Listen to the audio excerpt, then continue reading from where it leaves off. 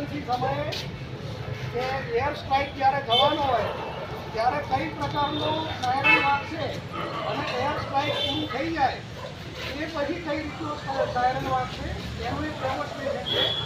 આપણા માન્ય પીઆઈ સાહેબ આવે એમના આયા પછી સમજ આપવામાં આવશે. એની પહેલાં હું એક વાત કરી લઉં કે આજે સાંજે 7:45 8:15 આના માટે અમે એક ઇન્ડિકેશન માટે સાયરન પણ વગાડીશું. આપણે કદાચ આ જે સાયરનો છે આપણી પાસે એની પછી એટલી રેન્જ નહીં હોય, પણ જે કોઈને સાયરન સંભળાય તો એ એર સ્ટ્રાઇક માટેની સાયરન નથી, બરાબર? એર સ્ટ્રાઇક માટે અને એર સ્ટ્રાઇક પૂરો થાય એ સમય દરમિયાન કેવો અવાજ આવશે એનું ડેમોન્સ્ટ્રેશન કરવાના છે હમણાં પીઆઈ સાહેબ આવે અને એ વાગશે.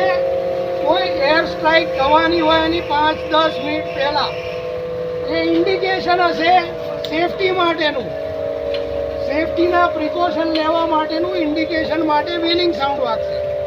અને જ્યારે એર સ્ટ્રાઇક કે હોનારત જે પતી જાય અને પછી તમે તમારી જગ્યાએથી બહાર નીકળીને તમારી વ્યવસ્થા જોઈ શકો એ માટે પછી કન્ટિન્યુઅસ સાઉન્ડ વાગશે.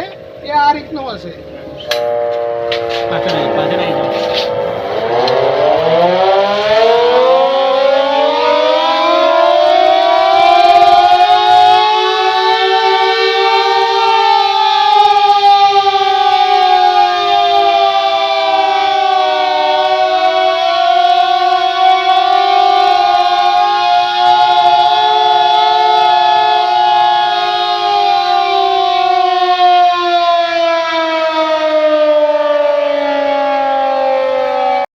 વિવિંગ એટલે કે રૂકીને જે સાયરન વાગતી હોય છે એ સાયરનથી આપણે એટલું સમજી જઈશું. અને આપણે તો અહીંયા આટલા છીએ પણ આપણે બી લોકો સ્પીડમાં એર સ્ટ્રાઇક થવાનો છે તે સમય દરમિયાન એર સ્ટ્રાઇકના પહેલાં 5-10 મિનિટ પહેલાં વ્હીલિંગ સાઉન્ડ વાગશે. એ આવો વાગે.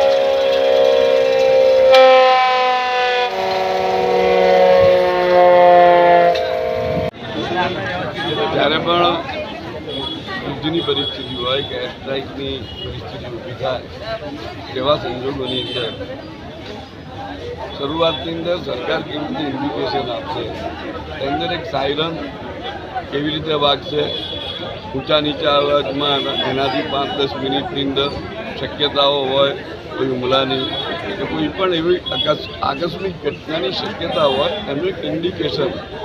અને ત્યાર પછી એક ઘટના પતી જાય તો કોઈ જાતનું રિસ્ક નથી એવી વાત જ્યારે ક્લિયર થાય ત્યારે કેવી સાયરન વાગશે.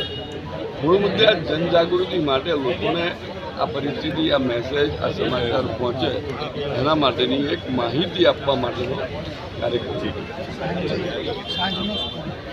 સાંજે આખા જિલ્લાની અંદર આપણા જિલ્લાની અંદર બ્લેકઆઉટનો કાર્યક્રમ છે 7:45 થી 7:45 વાગ્યા સુધી બધાએ જ અંધારું રાખવાનું છે. ને એ માટે અમે પણ અપીલ કરીએ છીએ કે સરકારના સમર્થનની અંદર આવો, આપણે સૌ બ્લેકઆઉટ રાખીએ.